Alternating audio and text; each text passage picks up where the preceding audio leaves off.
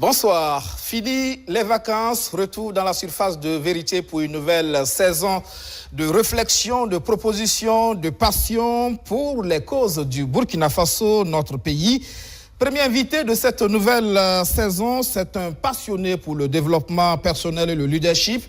Il est également auteur du livre « Banaliser le succès » dans lequel il partage sa vision et son expérience pour inspirer et accompagner les autres vers la réussite. Abdoul Karim Bandé, directeur général de Salomon Conseil, associé directeur du campus IST au UBS Ouaga 2000.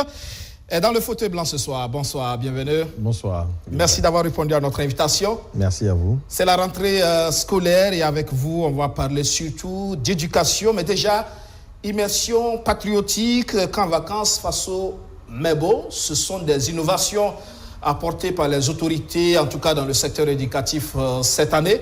Et vous, en tant qu'acteur de l'éducation, ça vous inspire quoi en termes d'enseignement? Mais pour moi, c'est déjà merci de me recevoir dans le fauteuil blanc. Et surtout en tant que premier invité de cette nouvelle saison. Tout de suite, je veux dire que nous, on a cru tout de suite dans Faso Mebo. Durant l'année, nos étudiants sont allés sur le terrain, aller aider à placer des pavés. Et je crois que ça a été un bon moment pour eux. Donc Faso Mebo, l'immersion, c'est ce que les Burkinabés ont toujours dit. Nous voulons des Burkinabés nouveaux. Mais comment on produit ce Burkinabé nouveau? Et je crois que c'est ce que ce gouvernement est en train de faire, de joindre la parole à l'action. Oui, il peut y avoir des imperfections. J'ai l'impression que c'est des entrepreneurs, en fait. Parce que l'entrepreneur ne se pose pas trop la problématique du comment. Il est surtout focalisé sur le pourquoi. Dès que son pourquoi est bon, il y va. Et puis, au fur et à mesure, il corrige. Et je vois que vraiment, nous sommes dans l'action. On essaie des choses. On essaie à notre manière. Et Dieu merci, on voit que l'initiative a beaucoup intéressé. Les parents étaient heureux de voir leurs enfants aller à ce camp-là. Et même Faso Mebo, son camp vacances a refusé du monde. Parce que justement, les gens se rendent compte qu'il faut bien que nos enfants, nos jeunes, reçoivent une autre perspective par rapport à leur façon d'apprécier la vie.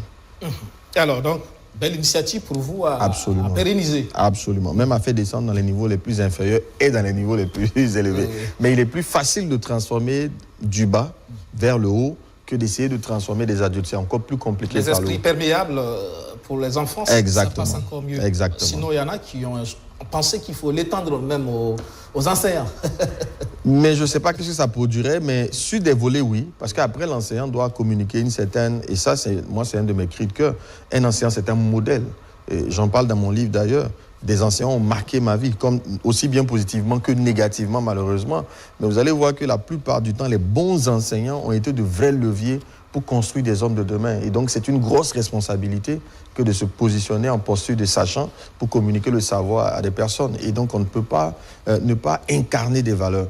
Donc oui, comment trouver le levier pour élever justement le niveau d'éthique des enseignants? Oui, pour moi, c'est une bonne chose de patriotisme. La rentrée scolaire, qu'est-ce que ça évoque pour les parents, pour les élèves, pour la société tout court? Déjà, pour les élèves, c'est la fin des vacances du jeu. Et je vois qu'il y en a qui sont heureux de retrouver des amis parce qu'ils s'ennuyaient. Je prends le cas de mes enfants ce matin qui étaient très pressés de reprendre la route de l'école. Et puis, pour les parents, pour beaucoup, c'est beaucoup de stress en général. Surtout pour ceux qui n'ont pas préparé leur rentrée. Et c'est la question financière qui est mise en avant. Et c'est des prêts, c'est beaucoup de stress en tout cas, lié à la rentrée d'un point de vue financier. Et quand on a beaucoup d'enfants en plus, vous imaginez un peu ce que ça peut faire. C'est quand même assez coûteux par moment. Justement, c'est une période à la fois donc de joie et d'angoisse. Il y a quand même une dimension symbolique, reprise du travail scolaire pour les uns, avenir des enfants pour les autres, et puis aussi dépenses familiales. Pourquoi la rentrée est-elle associée généralement justement à autant de stress? Ben justement, c'est les coûts qui sont associés. Vous imaginez, quand vous avez 4 enfants, il faut payer les scolarités de chacun d'eux, il faut payer les fournitures de chacun d'eux, il faut payer le transport de chacun d'eux. C'est beaucoup d'argent. En tout cas, pour les parents non préparés, c'est plus un moment de stress qu'autre chose. Parce qu'à la fois, donc, il y a l'argent, mais il y a aussi l'organisation. Absolument. Ce matin, j'ai dû faire une corvée. Et d'ailleurs, on commence à se poser la question comment on va gérer ça toute l'année. Ils ne sont pas tous dans la même école, donc effectivement, et ça demande beaucoup d'organisation pour aller les déposer, retourner les chercher. Et je crois que le transport scolaire a de beaux jours devant lui parce que la ville s'étend. Les lieux d'habitation s'éloignent pratiquement des écoles la plupart du temps recherchées. Et je crois que le transport scolaire a de beaux jours. Je crois que c'est un domaine où il faut beaucoup réfléchir. On a l'impression malheureusement qu'on n'a pas encore cette culture du transport scolaire. Non, on ne l'a pas du tout. On ne l'a même pas du tout. C'est vrai que nous, on a vécu une expérience quand on habitait quelque part à Lumbila, où on a encouragé quelqu'un à le faire. Je crois qu'aujourd'hui, lui, il a un modèle là-bas qui marche bien, qui fait que toute la cité, en tout cas, tous les enfants pratiquement passent par son transport. Et donc, pour moi, c'était la première fois que je voyais ce modèle, et justement parce qu'on l'avait encouragé, on l'avait accompagné là-dedans, mon épouse et moi. Et donc, je crois que oui, c'est un modèle qui va s'imposer et qui devrait s'imposer. Alors, comment définir une bonne école? Parce que c'est aussi ça le casse-tête pour les parents. Exactement. Alors moi, de ce que je vois aujourd'hui, c'est que beaucoup de parents sont dans l'illusion du score aux examens. On a l'impression qu'une bonne école, c'est le score aux examens.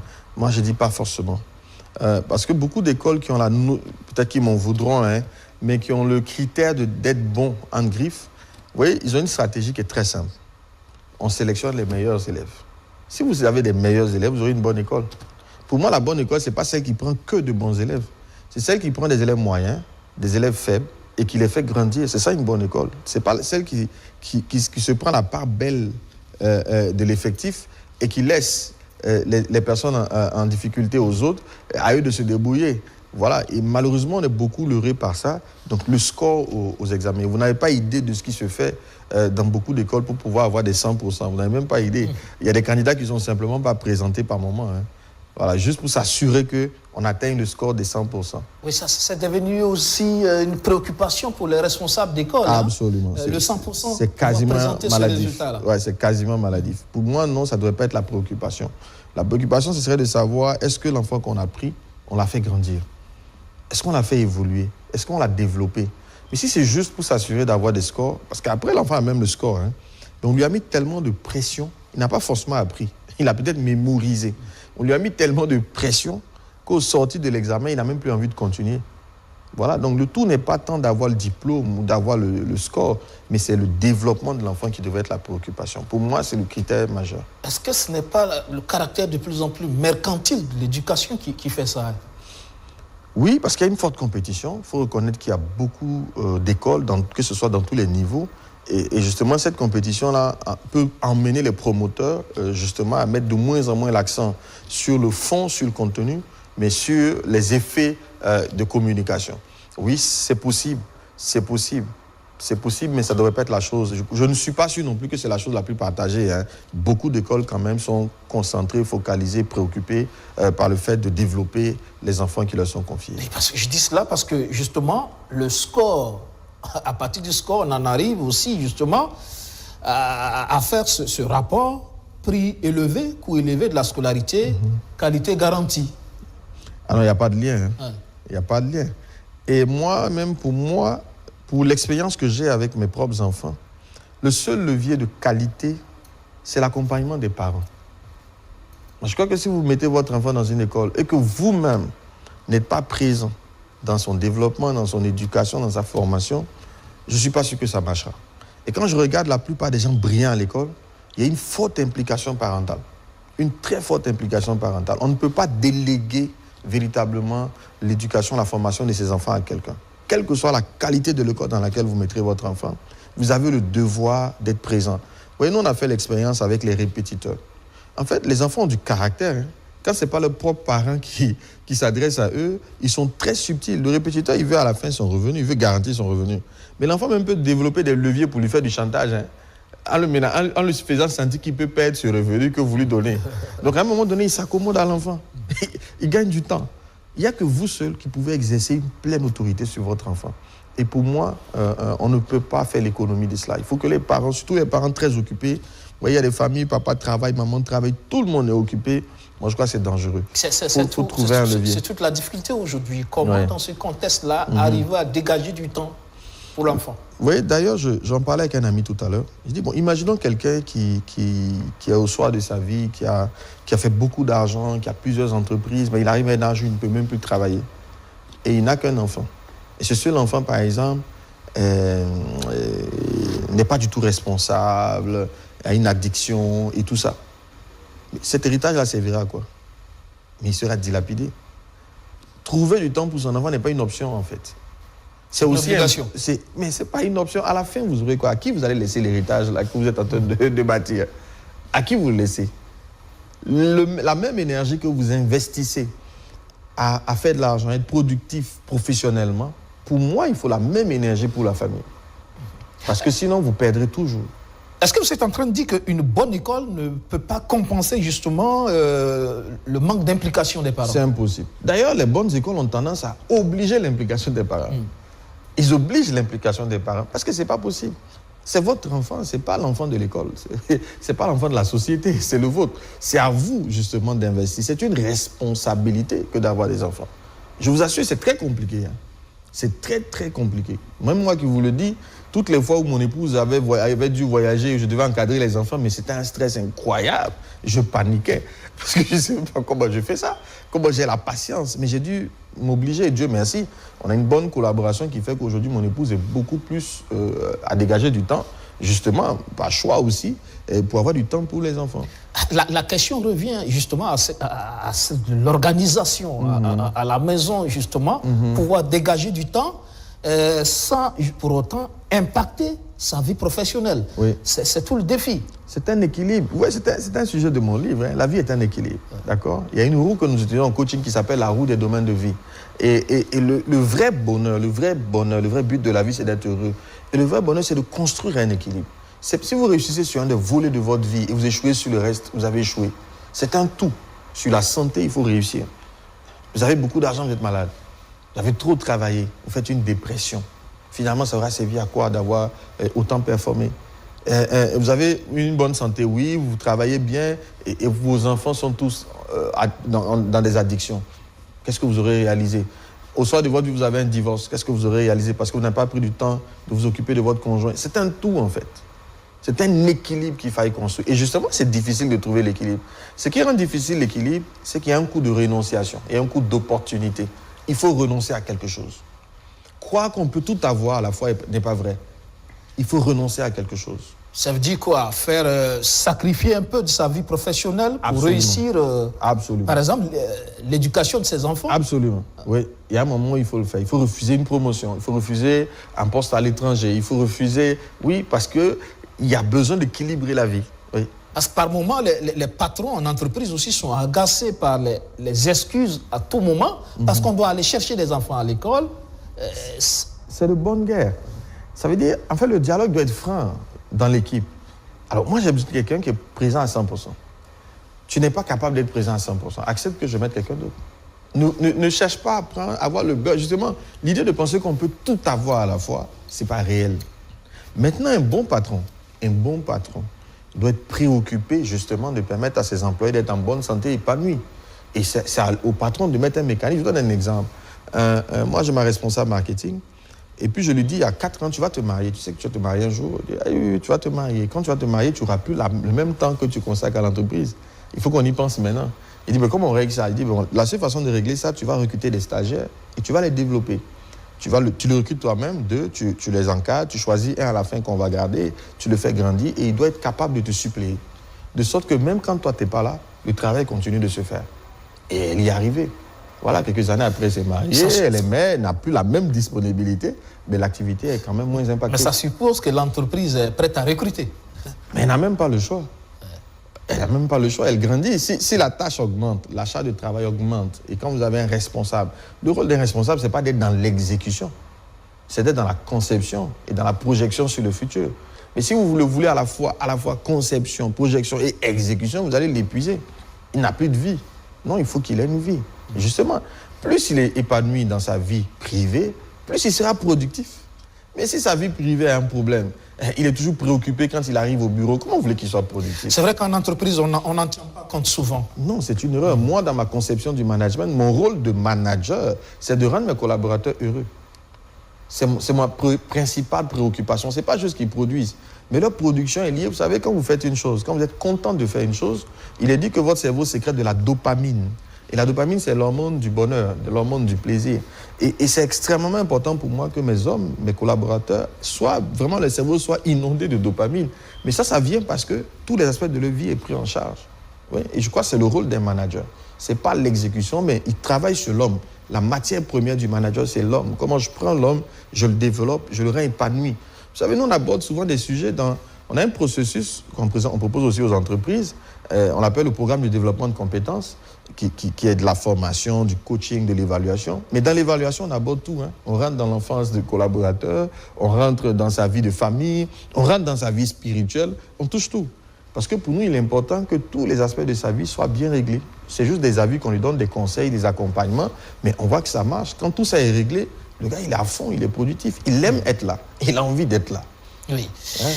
Pour le succès de l'éducation des enfants, est-ce qu'à un moment donné aussi, qu'on en arrive à la maison à discuter et à se dire, bon, écoutons, il faut que madame sacrifie son boulot ou que monsieur sacrifie son boulot, parce qu'il faut qu'il y ait quelqu'un, un membre qui soit aux côtés des enfants. Est-ce qu'il faut en arriver là? Le mot sacrifier peut être péjoratif. Pour moi, il faut planifier. Moi, mon épouse vient de démissionner il y a 3 mois. Donc, je suis même dans le modèle, en fait. Mais c'est quelque chose qu'on a préparé sur 7 ans, en fait. Voilà, il faut bien qu'on arrive à un moment donné à faire des choix. Mais ce choix-là ne doit pas être arbitraire. Ah, on a écouté l'émission, on a dit que l'un doit sacrifier, on se lève le matin, on démissionne. Non, c'est pas de ça qu'il s'agit. Non, ça serait un peu suicidaire. Il y a un plan. Comment on va réguler les revenus si on en perd un? Puisqu'on va perdre des revenus. On compense ça comment? Mais si on se met à réfléchir, si on a un plan, on peut y arriver. Donc pour moi, c'est dans la planification que ça peut se faire. Alors, suivi des devoirs, encadrement moral et psychologique, justement, quel doit être le rôle de l'accompagnement justement à la maison? C'est à tous les niveaux. J'ai tellement d'exemples là-dessus. Vous savez, il ne va pas aimer ça, quoi. Mon fils, il ne va pas aimer, là. Il va dire, tu ne peux pas te dire ça, papa, là-bas, toi aussi. Alors, le gars, il reprend sa 6e. Quand il redouble la 6e, on est choqué, là. On dit, mais qu'est-ce qu'on fait? Donc, nous voilà là en train de réfléchir sur la réaction qu'il fallait avoir. Est-ce qu'il faut le sanctionner? Comment on fait? Parce que là, il faut qu'il tire une leçon. Et là, mon épouse, comme c'est elle qui l'encadrait, elle est en colère, là. Elle lui rentre dedans déjà et tout. Et moi, je ne dis rien. Moi, je cherche comment on résout le problème. Et donc, pendant des mois, je suis stressé en train de réfléchir, mais comment je fais? Et quand je le vois, j'ignore le souci, j'en parle pas, on discute et tout. Et puis, on voulait annuler les vacances. On s'est dit, bon, comme c'est comme ça, pas de vacances. Après, on s'est dit, c'est pas juste. À cause de lui, les autres vont être sanctionnés. C'est pas juste. À la fin, on s'est dit, OK, mais les vacances ont un objectif. Quand il va en vacances, c'est aussi pour qu'il découvre d'autres choses. C'est une autre forme d'éducation qu'on lui offre. On ne peut pas lui retirer ça. Donc, finalement, on dit, on y va. Mais pendant les vacances, on ne parle absolument pas de son échec. À aucun moment. Et on rentre à la maison après les vacances. On fait le bilan des vacances. Comment vous avez trouvé? Qu'est-ce que vous avez pensé? Il dit, est-ce que vous êtes content? Oui, on est content. Il dit, OK, nous, on a fait notre rôle, c'est ça. Notre rôle de parents, on l'a accompli. Mais maintenant, vous, qu'est-ce que vous avez à faire pour nous? Ah, et là, il baisse la tête. Il faut qu'on travaille. Je dis, ah, c'est toi qui as dit. Hein. Tu as vu ce que tu nous as fait, non? Tu dois travailler. Bon, tu dois être sanctionné. On met un cadre de sanction lié au fait que tu n'as pas réussi. Mais tu as pris l'engagement de travailler. Tu vas avoir combien de moyenne? Au premier trimestre, il est premier de sa classe. Oui. Ouais. J'ai dit, mais waouh, Seigneur, c'est magnifique. De voir le gars, on se disait, mais il ne peut pas s'en sortir, il est trop médiocre, etc. Ce n'est plus la même personne. Parce que justement, il n'a pas été juste brimé, on a pris le temps de réfléchir, d'analyser pour trouver la solution la plus appropriée à son échec. Ça a changé sa trajectoire. Aujourd'hui, c'est lui qui encadre ses petits frères. Voilà, même pendant les vacances, il a des moments où il étudiait toujours. Et il encadrait ses frères. Mais c'était le gars qui était censé être un échec l'année dernière. Voilà, donc pour moi, c'est la réponse qu'on donne. Oui. Qui va faire toute la différence. Et ça peut être à la fois psychologique, ça peut être sur le fait de lui faire des exercices concrètement, mais il y a vraiment une réflexion à mener avant d'agir dans le sens d'un enfant. Et surtout, je me souviens que une fois j'étais allé, on m'avait convoqué à son école. Et d'ailleurs, ouais, l'école est une école qui a un test d'entrée. Et mon épouse a voulu et tenait absolument qu'il soit dans cette école. Donc, elle a trouvé le moyen pour qu'on l'accepte. Mais il était en décalage avec l'état d'esprit de l'école. Parce que l'école ne recrute que des gens qui sont prêts à l'emploi, ouais, qui sont autonomes. Alors que lui, il n'était pas autonome, il avait besoin d'accompagnement. Ouais, un professeur qui est en face de lui, des élèves autonomes, en fait, ce n'est pas un bon professeur à mon avis. Parce qu'il ne fait pas d'efforts. Tous ceux qui sont là savent pourquoi ils sont là. Ils sont tous motivés. Je connais une qui est la fille d'une amie. Quand elle s'ennuie, elle va sur Internet, sur YouTube, pour voir comment résoudre des équations mathématiques facilement. C'est comme ça qu'elle se distrait. Quand tu as une élève comme ça dans ta classe, est-ce que tu as besoin de faire de l'effort vraiment? Mais quand tu as des gens moyens, distraits, non focalisés, qui aiment jouer et tout, alors ça te demande du travail. Parce qu'il faut d'abord avoir un job psychologique sur eux pour les cadrer et en même temps leur inculquer quelque chose. Malheureusement, la plupart des écoles d'excellence n'ont pas ce temps. Et c'est normal, hein, parce que les gens excellents sont des mélancoliques en général, quand on prend leur tempérament. Et le mélancolique a ceci d'être quelqu'un de sage, de rangé, de discipliné et brillant à l'école. Et tu as une classe de gens brillants. Tu viens mettre là-dedans un sanguin qui aime jouer, qui est extrêmement distrait. Donc je vous assure que tous les jours, on nous convoquait. Ah, il a fait ci. C'est comme s'il était un attardé, en fait. Comme s'il était socialement inadapté. Alors que ce n'est pas vrai, en fait. C'est que le groupe est trop homogène et lui, il était comme une tache dans ce groupe-là. Un cheveu dans la soupe. Exactement, il était le cheveu dans la soupe. Et je me souviens qu'un jour, je suis convoqué, je vais voir le directeur, on discute. Et puis, il essaie de me démontrer dans un premier temps que l'enfant a des limites. J'ai dit non, moi je refuse là, c'est pas vrai. Moi, je suis un exemple. Mon parcours scolaire ne me préparait même pas à la vie que j'ai. On avait dit que je n'étais pas capable. Ça n'a rien à voir, c'est faux. Et c'est l'une de mes plus grandes convictions. Dire à un jeune homme, à un jeune, parce qu'à l'école, tu n'es pas brillant, tu vas échouer, c'est faux. Ça n'a absolument rien à voir. Quoique l'école est très importante, mais il n'y a pas que l'école. Souvent, c'est le déclic qui manque aux gens. Et le déclic, c'est justement psychologique. Le déclic n'est pas technique. Dès que le déclic est venu, c'est fini. Vous ne reconnaissez plus la personne. Et je suis sûr que dans ton parcours, tu as vu des gens qui étaient très moyens, peut-être à la limite du renvoi, mais après, on ne les a plus reconnus. Oui. Dès que le déclic est venu. Et pour moi, c'est cette quête-là que le parent doit chercher. Qu'est-ce qui est le stimulant de l'enfant? Je termine sur ceci. Vous savez, au début, on ne voulait pas associer des récompenses aux résultats des enfants. On se disait, non, ils doivent aller à l'école. Donc, ils doivent aller à l'école par eux-mêmes, pas parce qu'on leur promet quelque chose. Mais je me suis rendu compte que c'est une bêtise. Ah oui? C'est une bêtise. C'est un enfant. En fait, lui, il ne sait même pas pourquoi il va à l'école. Il ne sait pas pourquoi il doit étudier. Il ne sait pas pourquoi il doit faire de l'effort. C'est toi, le parent, qui sait pour le moment. L'enfant, ce qui l'intéresse, c'est jouer, c'est s'amuser. Donc, utilise son jeu pour le stimuler. Lorsque tu lui offres une récompense, et d'ailleurs, c'est un sujet que je te dis en ce moment, lorsque tu lui offres une récompense, tu lui promets une récompense, ça va lui demander de fournir de l'énergie. Et quand tu tiens ta promesse, mais tu injectes de la dopamine dans son cerveau, il est encore plus heureux d'avoir atteint un objectif. Et il sait que quand tu vas lui faire une autre promesse, tu vas encore le tenir. Donc de promesse en promesse, tu es en train de le construire. Et puis il va avoir son autonomie un jour. Il aura déjà développé la culture de se fixer des objectifs et de les atteindre. Il n'aura plus besoin de tes cadeaux. Mais au début, il faut lui donner des cadeaux. À mon avis, c'est une erreur que de ne pas associer à la performance des enfants des cadeaux. Même nous-mêmes devons avoir des cadeaux que nous nous offrons lorsque nous atteignons des objectifs. C'est même un des éléments de fonctionnement du cerveau. Il a besoin d'être récompensé lorsqu'il atteint un challenge, il réalise un challenge. Oui. On parle du travail psychologique sur l'enfant. C'est aussi, dans nos écoles aussi, est-ce que ça devrait être l'un des critères du recrutement des enseignants? Absolument. Absolument. C'est un sujet de mon livre d'ailleurs. Je me rappelle de 4 de mes enseignants qui m'ont marqué. Chacun avait quelque chose de particulier. Et oui, déjà enseigner, c'est un sacerdoce. C'est une responsabilité. C'est difficile, hein? C'est difficile dans notre contexte parce que le niveau est de plus en plus bas. Les parents ont démissionné. Le niveau est de plus en plus bas. Ça fait que l'enseignant a tellement de peine à inculquer ce qu'il veut inculquer qu'il est très tenté d'abandonner, de se contenter de venir faire son heure et de rentrer chez lui. De ne travailler qu'avec 1 ou 2 ou 3 étudiants qui sont motivés, qui savent pourquoi ils sont là et d'abandonner les autres. Donc effectivement, c'est très difficile. En tout cas, j'ai beaucoup de respect pour les enseignants parce que je vous assure que c'est très difficile d'enseigner aujourd'hui. Très difficile. Il faut beaucoup de détermination. Et l'enseignant qui n'a pas ce souci de construire des hommes, il risque de vite abandonner, de juste se préoccuper de faire ses heures et puis de s'en aller. Oui. D'accord. La discipline, la rigueur, sa place à la maison comme à l'école. C'est nécessaire. Vous voulez bâtir des hommes, il faut leur enseigner des valeurs. Et l'une des valeurs qui génère de la productivité, c'est la rigueur. Je ne vois pas comment on peut être productif sans rigueur. Et les valeurs, ouais, j'avais une discussion avec quelqu'un dernièrement qui me disait nos enfants aujourd'hui, ils dorment dans la climatisation, ils habitent de belles maisons, c'est pas comme nous qui marchons pour aller à l'école.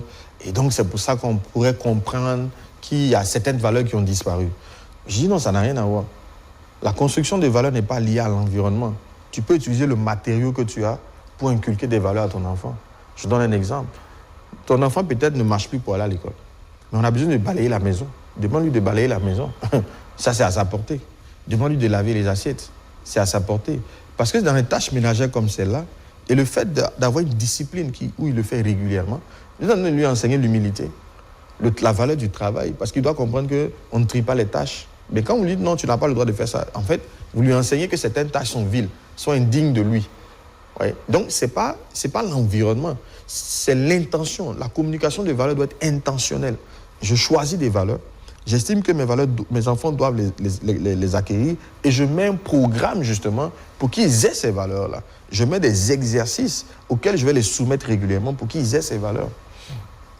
Et la proximité géographique de l'école et l'environnement social dans tout ça? Pour moi, avec les distances aujourd'hui, oui, c'est une contrainte, mais qui n'est pas forcément fondamentale après. Quand on a les moyens, je vois aussi des gens qui se saignent terriblement pour aller dans des écoles extrêmement huppées. Moi, par moment, je dis, si tu as les moyens, c'est bien. Quand on a les moyens, il ne faut vraiment pas se priver, on peut le faire. Mais quand on n'a pas... La plupart des gens ont fait des écoles publiques et ils ont bien réussi leur vie. Je ne sais pas après pourquoi ils sont convaincus qu'il faille absolument passer par une école privée. Si on peut, il n'y a pas de problème, mais si on ne peut pas, ça ne sert pas de se saigner. Moi, j'ai vu des gens qui ont pris tout leur revenu, envoyé des enfants en études en Europe. Et puis après, ils ne peuvent même plus vivre eux-mêmes. Mais quand l'enfant revient, ce n'est pas pour avoir un salaire différent de ceux qui sont restés ici, c'est le même revenu qu'il aura.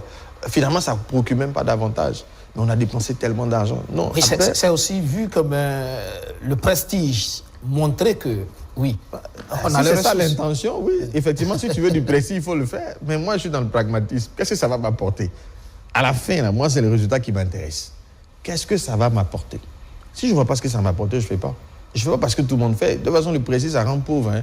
Il y a un qui a la recherche du prestige, du nom, ouais, il sera toujours en train de vivre au-dessus de ses moyens, il ne s'en sortira pas. Je ne me reconnais pas dans ce modèle. Moi, je suis pragmatique. Justement. Est-ce qu'aujourd'hui, vous parlez de l'effort, la part de l'effort personnel de l'enfant? Ah si, mais seulement que je dis que l'enfant n'est pas conscient. Quand on reste dans les niveaux les plus bas, hein, dès qu'on arrive au lycée, ça commence à changer. Mais quand on est au primaire, au collège, en fait, l'enfant n'est pas conscient. Ils sont très peu à se projeter même dans leur futur. Je suis un exemple. Moi, jusqu'en terminale, je ne savais pas pourquoi il fallait aller à l'école. Hein. Je ne savais pas, j'allais parce qu'il fallait aller. J'allais parce que mes parents me disaient d'y aller. Mais moi-même, quand je me posais la question, peut-être ceux qui nous écoutent, je veux bien savoir, est-ce que jusqu'en terminale, ils savaient pourquoi ils allaient à l'école? Non, il y en a même qui, dans la vie professionnelle, ils ne savaient pas pourquoi ils travaillent. Ne parlons pas des enfants. Il est professionnel, mais il ne sait même pas pourquoi il travaille. Non, c'est normal. Celui qui n'a pas de pourquoi n'aura pas d'engagement, en fait. Et ça fait que cet exercice de lui expliquer pourquoi. Il faut toujours leur expliquer pourquoi. Pourquoi il faut faire des études? Pourquoi il faut aller à l'école? Quand ils finissent par comprendre, c'est fini, le déclic est là. Vous n'aurez plus besoin de les suivre. Ça va être un automatisme. Mais tant que la personne n'a pas le pourquoi, la volonté, l'effort est difficile. On dit aussi que faire un bon primaire, c'est déterminant pour la suite. Le secondaire et le supérieur. J'aime faire des sondages. J'aime toujours poser des questions pour comprendre. Et donc, justement, quand on préparait l'émission, je me suis dit, attends, je vais demander l'avis des gens pour savoir ce qu'ils pensent. Et la question que je leur posais, c'est, parmi vos niveaux d'études, primaire, collège, lycée, supérieur, quelles sont les études qui influencent véritablement votre vie, à votre avis? Ils m'ont tous dit, au maximum, le lycée et le supérieur. Tous. Et le supérieur, j'ai dit, mais pourquoi le supérieur? Déjà, c'est les dernières choses que tu apprends qui vont être déterminantes. Et ensuite, j'ai dit, mais et en termes de relationnel? Parce qu'effectivement, aussi souvent, on va dans certaines écoles UP parce qu'on a envie de rencontrer le fils d'eux, le fils d'eux. Il me dit, mais ceux du primaire, ils n'ont aucun lien. Ils ne se rappellent même plus des amis où ils sont. Mais c'est plutôt les amis du lycée et encore du supérieur qui restent d'actualité. Moi, je suis connu des gens qui ont payé des écoles primaires extrêmement chères, au-delà de leurs moyens. Et quand l'enfant arrive en terminale, au moment où il faut lui trouver une école supérieure qui va maintenant influencer sa vie plus tard, ils n'ont plus de ressources. Ils sont à la retraite. Et voilà les enfants. Toutes ces années dans lesquelles on a mis beaucoup d'argent, finalement, ne servent à rien. Parce que le moment le plus important pour l'enfant, on n'a plus les moyens de payer. Et j'ai vu des vies être brisées, des gens déçus. Je crois qu'il y a un calcul à faire. C'est important ce que vous êtes en train de dire. Ça nous ramène à la question de la planification à long terme. Absolument. Moi, je dis aux gens que si vous faites votre premier enfant à 30 ans, quand l'enfant aura 20 ans, vous aurez 50 ans. Et quand vous regardez la plupart du temps, on fait les enfants très tardivement. Moi, je souhaite que mes enfants se marient à 24 ans, au passage. Et je leur rappelle ça toujours. Je parle régulièrement avec mes enfants de mariage. Ça aussi, c'est une erreur que j'observe dans le milieu chrétien. Vous voyez, je dirige une école. À l'école, quand je vois une jeune fille qui est mariée, qui a un enfant, elle est musulmane. Parce que dans l'éducation islamique, on enseigne le mariage à l'enfant. Mais quand tu vois un chrétien ou une chrétienne qui a un enfant, en général, c'est un accident. C'est pas structuré. Parce que le mariage n'est pas un sujet présent dans la vie de l'enfant chrétien. On insiste particulièrement sur le fait qu'il faut aller à l'école, il faut travailler, et on oublie qu'il va falloir construire un foyer plus tard. Non, c'est un tout. Il faut commencer à le faire très tôt. Donc, quelqu'un qui fait son enfant à 30 ans, je reviens là-dessus, parce que c'est l'âge, la plupart du temps, où les gens commencent à... Au moins, ils ont déjà un travail, ils commencent à penser mariage. Au passage, est-ce que c'est une bonne chose? Parce que la tendance, c'est cela. Le boulot d'abord et puis la vie de foyer après. Pour moi, les deux peuvent se construire. Encore plus chez les femmes, mais les deux peuvent se construire. Tout est une question. Les Européens se marient tôt.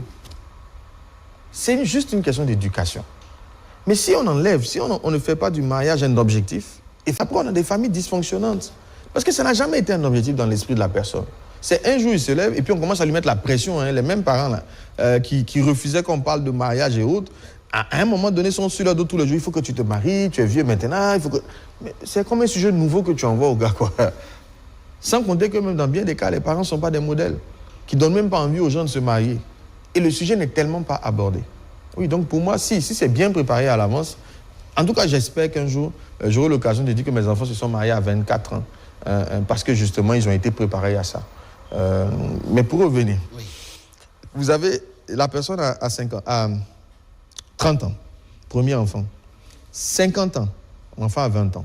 C'est l'âge où l'enfant, on est sûr au moins que s'il a eu un bon parcours, il doit aller au supérieur. Je vous promets que si à 50 ans, vous n'êtes pas devenu riche, vous commencez à devenir pauvre. Si à 50 ans, quelle que soit la qualité de vie que vous aviez auparavant, si vous n'êtes pas devenu riche à 50 ans, vous commencez à devenir pauvre. Pourquoi? À 50 ans, le nombre d'enfants que vous aurez sera élevé. Vous aurez au moins 3 ou 4. Vos charges là sont décuplées. À 50 ans, vos parents ont vieilli, s'ils vivent encore. Et généralement, ils sont devenus un poids pour vous. Vous avez certainement des frères et des sœurs. C'est-à-dire que vos charges augmentent plus que vos revenus. À 50 ans, ce n'est pas l'âge de construire une carrière, hein. C'est l'âge de la sortie. Il faut préparer la retraite de sortie. Oui. Et si vous n'avez pas fait tout ça avant 50 ans, je vous assure que ça devient extrêmement compliqué. Moi, j'ai vu des gens qui sont venus me voir. J'ai 3 millions, 4 millions, je veux créer une entreprise. J'ai dit, mais tu travailles déjà, comment tu vas gérer l'entreprise? Ah oui. J'ai dit, non, ne fais pas ça, s'il te plaît.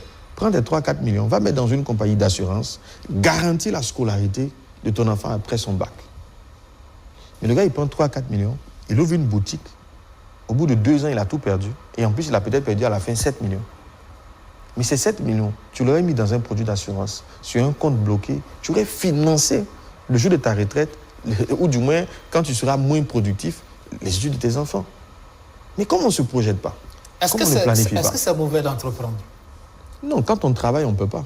C'est un choix. Et ce n'est même pas qu'un choix. Moi, ça m'amuse. Ah oui? On n'entreprend pas par choix, hein, je ne crois pas. Quand j'ai sondé autour de moi, j'ai regardé la plupart de ceux qui sont dans l'entrepreneuriat, environ 80%, ils ont été obligés. Jamais on t'a renvoyé de ton emploi, il y a eu une contrainte majeure, il y a une grosse frustration. C'est pas par choix. Et je suis un peu... avant, je l'ai fait aussi, j'ai encouragé les gens à entreprendre et tout ça. Mais aujourd'hui, je me rends compte que non, c'est une erreur. On ne peut pas s'asseoir, se lever un matin comme ça, dire, moi, mon emploi, ce sera entrepreneur. J'y crois pas trop. Non, j'y crois pas trop. Pour vous, c'est pas facile d'allier les deux, travailler en salarié et entrepreneur? Non, c'est quasiment un suicide, c'est quasiment pas possible. Je ne connais pas beaucoup de modèles qui réussissent. Pour réussir ça, à mon avis, il faut devenir investisseur. Il y a 3 paliers. Il y a le palier de l'employé, il y a le palier de... Il y a même 4 paliers. L'employé, l'intrapreneur, l'entrepreneur et l'investisseur. L'investisseur, c'est quelqu'un qui trouve le moyen, et c'est possible, de générer de l'argent sans avoir besoin d'être présent. Il y a des employés qui sont des investisseurs. Il est un employé, il travaille toujours, mais il fait de l'argent autrement sans avoir besoin d'être présent. C'est tout un état d'esprit, malheureusement qui est peu connu. Et la plupart des gens sont focalisés... Les actions, par exemple, en bourse? Exactement. L'immobilier, l'action en bourse, la prise de participation dans des entreprises. Tu connais quelqu'un qui est très dynamique, tu t'associes à lui et vous mettez des règles de gestion. Toi, tu travailles. Et ça existe. Je connais des gens qui le font. Mais malheureusement, tout le monde est focus. Le discours la voix qui sonne la plus, c'est celle de l'entrepreneuriat. Donc, il pousse beaucoup de gens là-dedans. Mais attends, le nombre de personnes qui se cassent la figure, c'est incroyable. C'est trop dur d'entreprendre. Je ne dis pas que ce n'est pas possible. Hein. Oui. C'est trop dur d'entreprendre. Et le faire en même temps qu'on travaille, j'y crois pas. Oui. Je connais un monsieur, justement, qui m'expliquait sa situation. Il est à 2 ans de la retraite et son premier fils venait d'avoir le bac et le deuxième en classe de seconde. Yes. Et là, il est très stressé. C'est ce que je vous disais. Vous allez voir que ce monsieur, si vous regardez son parcours, il fut un temps, surtout dans l'âge de 30 à 40 ans, où il pouvait avoir beaucoup d'argent. Parce que c'est un âge de productivité. Tu as de l'énergie, tu as du temps, tu cours beaucoup, tu génères. Et je l'ai vu, en fait, chez mes parents. En réalité, cette leçon, je l'ai apprise de mon père et de tous mes amis de quartier. Quand nous, on était petits, on avait l'impression d'être des gosses de riches, puisqu'on avait tout. On avait nos jouets et tout ça. Mais au fil du temps, la vie devenait plus difficile. Parce qu'on voyait les charges des parents qui s'accumulaient. Ils devenaient de plus en plus incapables de nous fournir les choses qu'ils nous donnaient quand on était tout petits. Et moi, ça m'a fait beaucoup réfléchir. Je me suis dit, mais qu'est-ce qui explique cela? Parce qu'il y a un âge de productivité. Dans cet âge, on peut avoir l'impression d'être riche. Ce n'est pas une réalité. Parce que la richesse, c'est quoi? C'est lorsque vous faites de l'argent sans travailler. Si votre génération d'argent est liée à votre présence, vous êtes pauvre. Quelle que soit la quantité d'argent que vous gagnez. Parce qu'un jour ou l'autre, vous n'allez plus pouvoir y aller. Un jour ou l'autre, vous serez à la retraite. Un jour ou l'autre, votre santé ne va plus le permettre. Et si pour gagner de l'argent, vous devez être présent, vous êtes pauvre. Même si vous avez 5 millions ou 7 millions de salaire par mois, vous êtes un pauvre. C'est pour ça que vous pouvez voir des gens qui ont été à des fonctions très élevées. Le jour qu'ils sont à la retraite, vous posez des questions. Mais comment c'est possible? Parce qu'en fait, ils n'ont pas développé la capacité à générer de l'argent sans être présent. Justement, ça veut dire quoi? Que c'est difficile de gérer des enfants avec, par exemple, la pension. Ah, mais bien sûr, la pension, c'est... La pension, c'est pas fait pour vivre, il faut. Donc, quand on vous donne les calculs de la pension, mais attends, ça fait peur. Moi, je connais quelqu'un qui m'a dit, il a pris une retraite anticipée et il allait à la CNSS pour chercher à savoir combien on va lui donner. Mais il tombait à la renverse pour 2 raisons. Et les gens ne savent pas. Durant tout votre parcours professionnel, vous n'êtes pas sûr que vos employeurs ont payé toutes vos cotisations. Je vous dis, hein, si vous allez à la caisse, ça fait pitié. Hein. Ah, c'est important toujours de vérifier. Il faut vérifier. Tous les employeurs ne sont pas corrects. Hein. C'est pas qu'il peut même oublier. Ouais. Il peut avoir des erreurs. Il peut avoir de la mauvaise volonté. Il y a beaucoup de raisons qui font que si vous allez à la caisse, vous allez trouver des situations où vos cotisations n'ont pas été régulièrement payées. Donc, on dit, par exemple, vous devez faire au moins, je crois, c'est 15 ans de cotisation pour bénéficier de la retraite. Vous arrivez, on vous dit, non, vous n'avez que 12 ans de cotisation. Parce que quand on fait le point, il y a 3 ans de cotisation qui ne sont pas payés. On fait comment? On ne peut pas vous payer une pension. Comment vous réglez ça? Et beaucoup sont surpris. En plus, c'est le montant. Je n'ai pas tous les calculs, mais je crois qu'avant, la limite, c'était 600 000 maximum. Ça a augmenté maintenant. Mais prenons quelqu'un qui avait 600 000. Je crois qu'à ta retraite, si tu as trop reçu, c'est 200 000 chaque trimestre. Tu as 600 000 de revenus, tu vas vivre avec 200 000 francs de revenus par trimestre. Comment tu fais ça? Tes charges sont énormes. Tu as certainement des maladies de vieillesse, comme on dit en griffe. Il faut régulièrement aller à l'hôpital et tout. Comment tu fais ça? C'est extrêmement compliqué. Ça demande vraiment de la planification. Ça demande vraiment... Et je vous assure qu'un des bons moyens, ce sont les produits d'assurance. C'est un investissement qui est très peu perçu. Et justement, on en arrive justement au mécanisme de financement justement de l'éducation. Et comme vous commencez par les assurances, justement, c'est quoi les avantages justement des produits d'assurance, assurance, éducation, vie pour les études, par exemple? Alors, je suis un ancien vendeur d'assurance, mais je ne suis plus là-dedans. J'ai commencé ma carrière dans ce métier. Mais ce que je peux dire, je ne connais plus les produits. Mais ce que je sais, c'est que quand on investit, c'est pourquoi? On veut se prémunir, on veut se mettre à l'abri d'un futur problème. C'est le but de l'investissement. On n'investit pas pour aujourd'hui, on investit pour régler les problèmes de demain. Et un des problèmes qu'on est sûr qu'on aura demain, quand on regarde notre âge, quand on s'assoit et puis on analyse l'âge qu'on a aujourd'hui, l'âge de nos enfants, on doit être capable de se dire, attention, ma retraite c'est dans tel nombre d'années. Et quand j'y serai, Alors, est-ce que je serai en capacité de répondre aux besoins de mes enfants, notamment de scolarité? En ce moment, on s'est dit, OK, des gens m'ont dit, comme c'est comme ça, je vais entreprendre. C'est une option. Mais le problème de l'entrepreneuriat, c'est le risque. Le risque est tellement élevé. Surtout quand vous travaillez déjà. Pourquoi prendre le risque de perdre, par exemple, 5 millions dans un projet pour se prémunir de problèmes à venir, alors que tu peux prendre les mêmes 5 millions et les garantir en assurance et te prémunir des problèmes de scolarité que tu auras demain? Pour moi, c'est la meilleure option. En tout cas, c'est la moins risquée. Je préfère faire ça dans un premier temps pour garantir, quitte à ce que maintenant, je prends maintenant un risque sur le prochain 5 millions que j'aurai. Mais si je prends le fondamental pour le risquer, et si je le perds? Non, moi, je ne suis pas un investisseur à risque. Le souci aussi avec les assurances, c'est parfois ça. C'est que beaucoup vous disent, bon, les contrats sectoriels sont tels qu'à un moment donné, on a l'impression qu'on nous a caché des choses. Non, ça c'est dans les cas des sinistres, peut-être que vous pouvez voir ça. Dans les contrats où c'est assorti de, genre on va dire une assurance incendie. Parce que là, effectivement, très vite, on va vous dire, oui, il y avait telle clause, il y avait telle clause. Mais généralement, pour les questions liées aux scolarités, c'est moins compliqué. C'est beaucoup plus stable, le contraire est beaucoup plus stable. Et je pense qu'il y a un organe de régulation qui fait que les assurés sont de plus en plus sérieux. De plus en plus. Aujourd'hui, je pense quand même que le niveau de crédibilité de plusieurs compagnies est très appréciable. Et il y a également les bourses scolaires, hein, publiques, privées. Sont-elles réellement accessibles à tous aujourd'hui? Bon, la bourse, par essence, c'est le mérite. La bourse, par essence, c'est le mérite. Et ça, c'est quelque chose aussi que beaucoup de parents n'ont pas en vue. Parce que si vous arrivez à encadrer vos enfants qui sont très méritants, effectivement, ils peuvent bénéficier de bourses. Et ça, c'est déjà une bonne chose. Mais c'est vrai qu'aujourd'hui, on assiste dans notre secteur, là, les écoles privées, à beaucoup de bourses fallacieuses, en fait. On va vous dire 50% de réduction. Comment on peut faire 50% de réduction sur une scolarité? On finance l'école finalement comment? Il y a des charges. 80% de réduction. Et pour moi, c'est très dangereux. Ce genre de bourse, pour moi, il faut s'en méfier parce que c'est très, très dangereux. Je crois que le ministère m'a pris des mesures dans ce sens. Maintenant, est-ce que c'est appliqué? Est-ce que c'est respecté par tous les acteurs? Mais c'est très dangereux. Et il y a aussi le parrainage d'entreprises ou programme justement de responsabilité sociale. Là aussi, nous, on a un programme comme ça, mais on peine à le mettre en branle. Parce que les entreprises ici, malheureusement, dans nos pays, l'Africain même, j'ai envie de dire, n'est pas très porté sur l'autre. On est très porté sur nous-mêmes. Peu d'entreprises sont enclins à soutenir. Quand vous regardez très souvent les actions de RSE, généralement, c'est les grands groupes. Hein. Vous allez rarement voir d'entreprises locales qui ont une politique RSE. C'est très rare et c'est très dommage. Parce qu'il y a des gens très brillants qui ont besoin d'être aidés et les entreprises auraient pu. Nous, on a mis un programme qu'on appelle le prêt excellence emploi.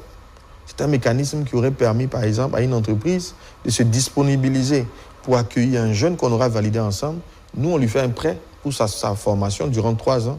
Mais l'entreprise s'engage à l'accompagner, à le coacher, à lui faire des stages sur toute sa période. Et puis, au bout de 3 ans, l'entreprise le prend en stage. Et quand il donne satisfaction, s'il ne donne pas satisfaction, ce n'est pas grave, l'entreprise ne paye pas. Mais quand il donne satisfaction, l'entreprise le recrute. Et c'est sur son salaire qu'il va nous rembourser sa scolarité. Oui. Mais je vous dis, pour trouver des entreprises pour le faire, c'est extrêmement compliqué. L'épargne dédiée à l'éducation, comment la mettre en place efficacement? Oui, dans mon sondage, j'ai rencontré des gens qui m'ont dit, eux, ils commencent à payer la scolarité de leur enfant dès la fin de l'année.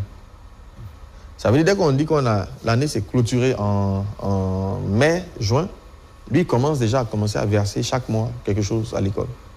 De sorte que dès la rentrée, il a quasiment fini de payer sa scolarité.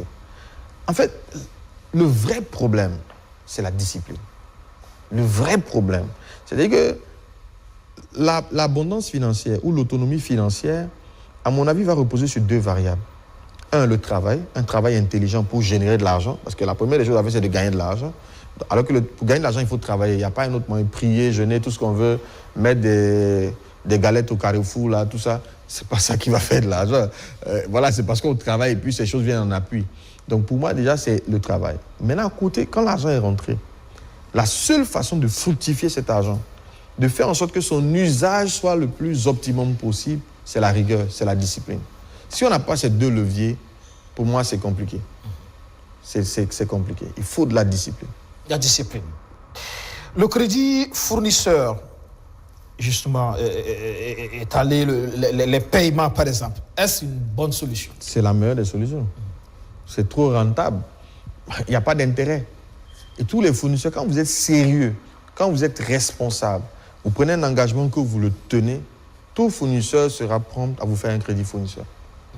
Plutôt que d'aller prendre un crédit bancaire. Parce que le crédit bancaire, il y a un intérêt qu'il faut payer. Mais le crédit fournisseur, il est sans intérêt. Donc, dès l'instant que le fournisseur se rend compte de votre crédibilité, il n'aura aucun mal à vous permettre de prendre un crédit fournisseur. Ça veut dire quoi simplement? C'est le fait de payer par tempérament. C'est le fait de payer par tempérament. Et je vous dis, j'ai aimé ça dans un livre que j'ai beaucoup lu, L'homme le plus riche de Babylone. Et dans ce livre-là, il expliquait, et moi je l'applique, il expliquait que si vous êtes endetté, il faut payer vos dettes. Il faut éviter d'être endetté. Ça, c'est déjà un principe. Maintenant, la meilleure façon de payer sa dette, en fait, votre créancier, si vous lui devez 1 million, par exemple, et que chaque mois, vous lui versez 10 000, il vous voit tous les mois venir lui donner 10 000. Au début, il sera fâché en disant, mais attends, c'est insuffisant. Mais il voit que vous avez la discipline chaque mois de venir donner 10 000, il va vous respecter. Parce qu'il va voir que vous tenez votre parole. Mais si vous venez lui donner 100 000 et puis vous disparaissez 2 ans, oui, vous ne serez pas crédible à ses yeux. Donc c'est une question de planification et le fait de tenir sa parole. Donc si vous allez voir un fournisseur, je veux bien payer ton bien, mais voilà ma contrainte, etc. Ok, comme je ne peux pas le payer maintenant, est-ce que je peux ouvrir un compte chez toi? Et puis tous les mois, je vais verser. Il voit ta discipline. Chaque mois, mais il a envie de vendre. Lui, il veut que ça sorte. Donc, il sera disponibilisé, il sera prêt à dire, OK, comme tu es sérieux, viens prendre, et puis je suis sûr que tu paieras, parce que je vois que tu es crédible. Parce que le business, il faut le retenir, l'économie repose sur la confiance. Tout le business, le levier du business, c'est la confiance. C'est quand il n'y a pas de confiance, on met des règles, on met des taux, on met plein de contraintes. En fait, c'est le signe qu'il y a une crise de confiance. Alors, on va terminer par l'emprunt bancaire. Vous en pensez quoi? Est-ce recommandé pour financer justement la scolarité? Ah, les banquiers peut-être se fâcheront, mais... Certains salariés en raffolent. Hein? Est-ce que ça va même dans les scolarités? Et les banques en proposent. Absolument. Mais est-ce que ça va même dans les scolarités? Moi, j'ai l'impression que non. Déjà, quand vous voulez financer quelque chose qui ne rapporte pas, la banque n'est pas le meilleur levier. Parce que ce n'est pas un investissement qui va vous rapporter dans l'immédiat. Il est tellement incertain, le financement des études. Donc, vous allez prendre un emprunt sur lequel il y aura un intérêt. Non. Financez les études de vos enfants à la hauteur de vos moyens. Si vos moyens lui permettent d'aller au public, amenez-le au public.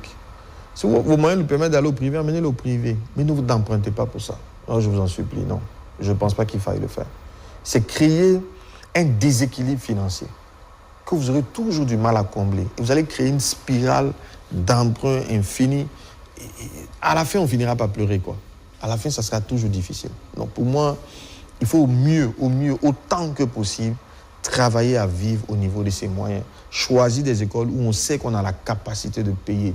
La destinée d'un enfant n'est pas toujours liée. Comme je dis, nous tous, on n'a pas fait ces écoles.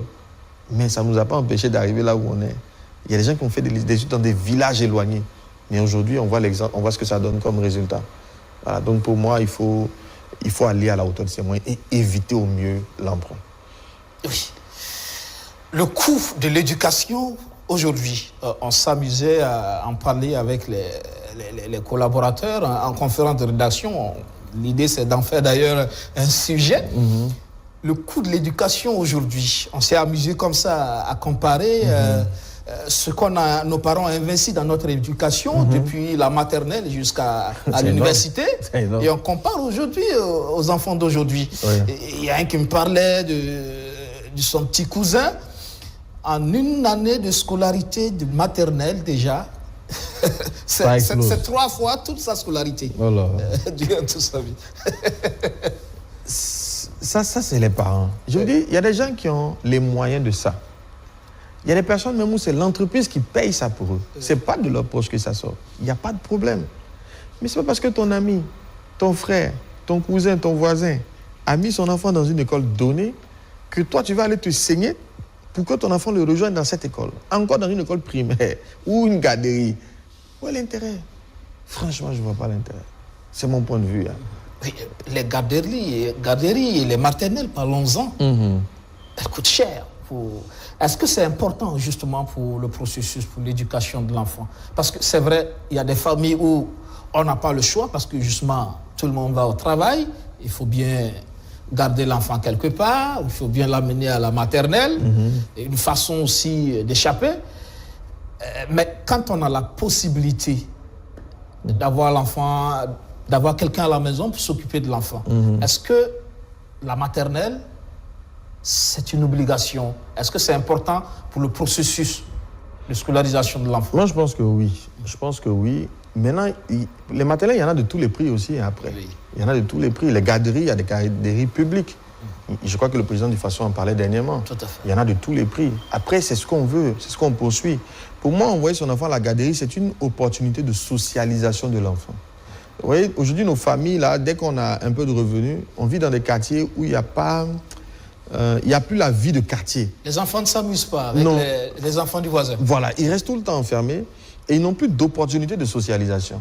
Et moi, je dis, je cherche comment je fais faire ça à mon fils. J'ai envie de lui acheter un vélo pour qu'il aille à l'école, en espérant qu'il ait une bande d'amis avec qui il part et qui se bagarre, voilà, il apprend à s'imposer. Parce que c'est dans cet environnement aussi que nos personnalités se sont construites. Mais si on enlève ça, et ils sont dans un cocon, ils sont surprotégés. Finalement, ils ne savent même pas prendre de risques, on prend toutes les décisions à leur place. On est en train de fabriquer des limités, tu vois, un peu mentales, en mon sens. Alors que dans une garderie, l'enfant va se frotter très vite à d'autres enfants, il va se socialiser, il va apprendre à gérer des conflits, etc. Donc pour moi, oui, c'est important. En plus des programmes que certaines garderies développent, effectivement. Oui, pour moi, c'est important. Mais on n'a pas forcément besoin d'aller dans une garderie qui coûte extrêmement cher. Les garderies qui coûtent cher, en marketing, et ça, c'est quelque chose qu'il faut comprendre. On conçoit un produit pour un public. On conçoit un produit pour un public. On va faire, par exemple, une école internationale. Si vous allez dans une école internationale où on fait de l'anglais et tout ça à la base, la plupart des parents sont des fonctionnaires internationaux. Ils ont besoin que leurs enfants soient dans ce type d'école parce qu'ils voyagent beaucoup. Il peut être là 2 ans ou 3, après il va dans un autre pays. Comment l'enfant fait pour s'adapter à des systèmes éducatifs qui vont varier? Donc, ce n'est pas fait, c'est conçu pour un public. Et ce public-là a besoin d'un environnement particulier parce que l'enfant doit être capable de s'adapter comme son père ou ses parents aux différents pays dans lesquels ils vont se retrouver. Et très souvent, ils peuvent se retrouver dans un pays totalement anglophone. Donc, l'enfant a besoin de comprendre l'anglais. Mais tu es un local. Tu n'as pas beaucoup de revenus. Pourquoi tu veux que ton enfant soit dans une école internationale? Ce n'est pas conçu pour toi. Donc, ça va te coûter cher. C'est toi qui allais chercher. Il y a des solutions locales. Trouve-les. Pose des questions. Voilà, chaque produit répond à un besoin. Il y a une cible. Et si vous n'êtes pas de la cible, que vous forcez pour aller consommer, quand on prend l'avion, il y a la classe affaires, il y a la classe économique. Ouais. Ce n'est pas le même prix, parce que ce n'est pas le même but. Le gars qui va en classe affaires, là, dès qu'il descend du vol, il va à un rendez-vous. Il peut finir le rendez-vous et le même jour, il est encore un autre vol en train d'aller ailleurs. S'il s'amuse, aller s'asseoir dans un siège qui n'est pas confortable, mais il ne va pas tenir parce qu'il voyage trop. Mais toi, tu ne voyages pas beaucoup. Tu voyages une fois dans l'année ou chaque 2 ans. Qu'est-ce que tu vas faire en classe affaires? Le prestige. Ce n'est pas conçu pour toi. Voilà. Après, on appelle ça un bien de... Ce n'est pas un bien de prestige. Il est conçu pour répondre à un besoin. Mais tu n'es pas de la cible et tu forces. Tu vas payer la facture. Voilà. Nous sommes en fin d'émission. On va vous souhaiter une bonne rentrée scolaire. Vraiment, merci beaucoup. Ça a été un plaisir d'être sur ce plateau. Et bonne rentrée scolaire à tous les élèves du Burkina. Et vraiment beaucoup de courage aux encadreurs, aux écoles.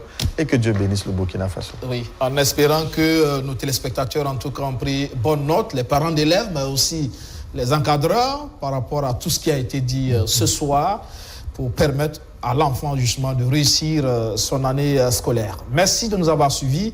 À très vite sur BF1. Bonsoir.